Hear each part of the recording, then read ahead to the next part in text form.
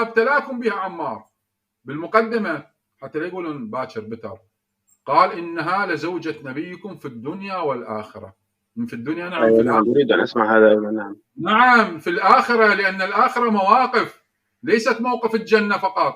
الآخرة البرزخ، الآخرة الحوض، الآخرة القيامة، الآخرة الصراط.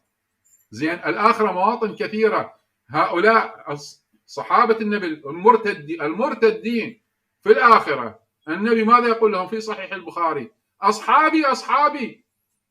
يقول إنهم ارتدوا، وهو يناديهم أصحابي، ارتدوا على أدبارك من بعدهم القهقري. فأقول تعسا أو سحقا لمن ارتد من بعدي. إذن التسمية مو في الجنة، وين؟ زوجة نبيكم في الدنيا والآخرة. نعم، نحن نقول إن فعلت، إن نافقت، إن عصت، تبقى زوجة رسول الله صلى الله عليه وآله وسلم حتى يتبرأ منها رسول الله أمام الملأ في يوم القيامة، يعلن البراءة منها. طيب، يعلن البراءة منها فتساق شأنها شأن امرأتي لوط وامرأتي نوح بما كسبت يداها، بما جنت على الناس. فيقول عمار: السلام عليكم ورحمة الله وبركاته. سمعتم اللغط، الغباء يعني. تصور عمار رضي الله عنه يقول زوجة رسولكم نبيكم في الدنيا والآخرة. يعني إذا كانت زوجته في الآخرة ليش يتبرأ منها؟ هو سيتبرأ من أبو جهل، ويتبرأ من أبو لهب، ويتبرأ من رافضة، ويتبرأ من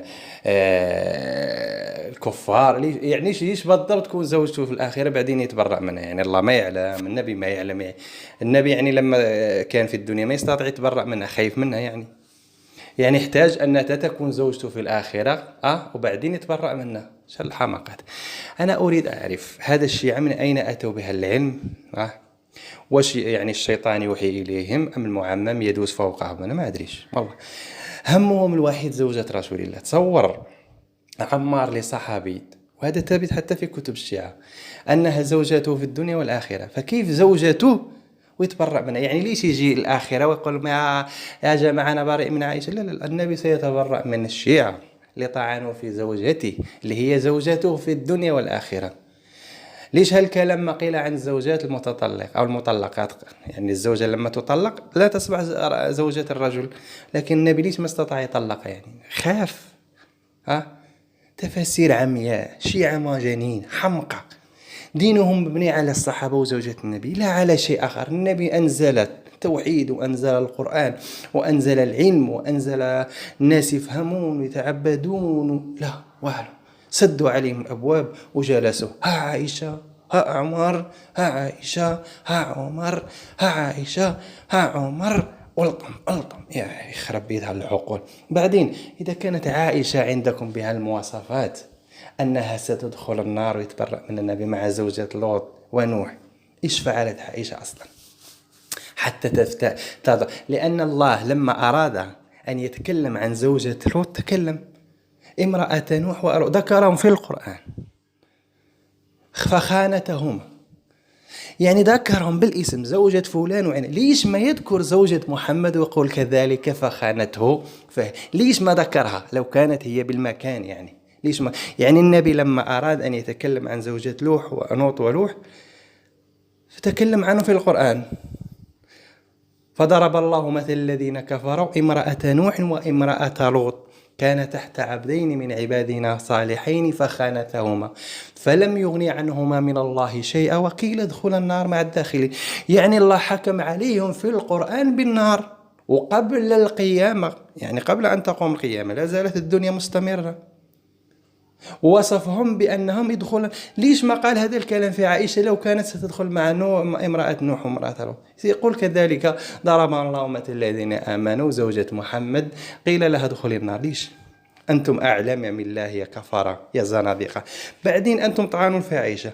خلينا نشوف مصائب هاد نرجس عندكم. وأنا ليس من كلامي إنما كلام عالم شيعي معمم يتكلم عن فضائحها.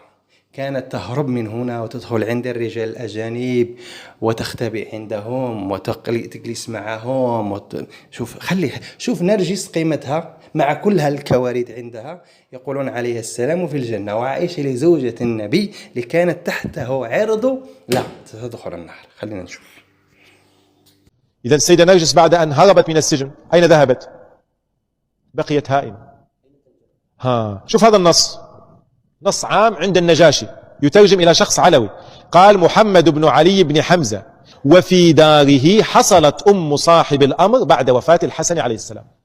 يعني أصبحت تتخفى في بيوت العلويين، ليس لها بيت، يعني هربت من السجن عند فتنة الزنج وفتنة الصفار، وأخذت تتنقل من مكان إلى آخر. طبعا هذا العلوي توفي في سنة 287 للهجرة، يعني بقيت في بيت هذا العلوي متخفية فترة إلى أن مات ثم تنقلت. وقد عير بها أنها في منزل الحسن بن جعفر النوبختي الكاتب. الحسن بن جعفر النوبختي هذا يعمل في البلاط العباسي، لكن كان شيعيا، لأنه بنو نوبخت كانوا شيعة، وكان بعضهم قريب من السلطة ولكن كانوا يتقون.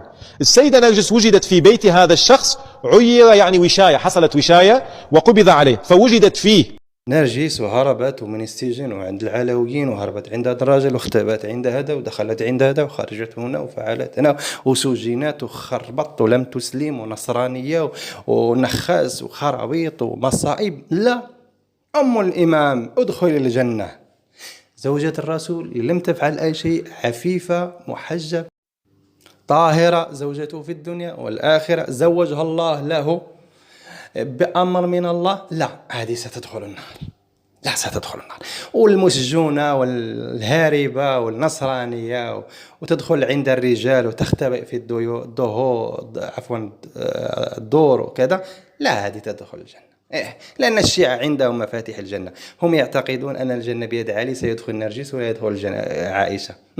ستدخلون النار أنتم ونرجس وكل المعمم، طريقكم واحد. من أعطينيها معممات موتة جميلة، أعطينيها معممات موتة وهو يشهد، أعطينيها معممات موتة نقية. حتى الخوميني سقط من النعش 3 أو 4 مرات، وحتى فضحه الله وتعرج اسمه. أعطونيها معمم مات على الإسلام.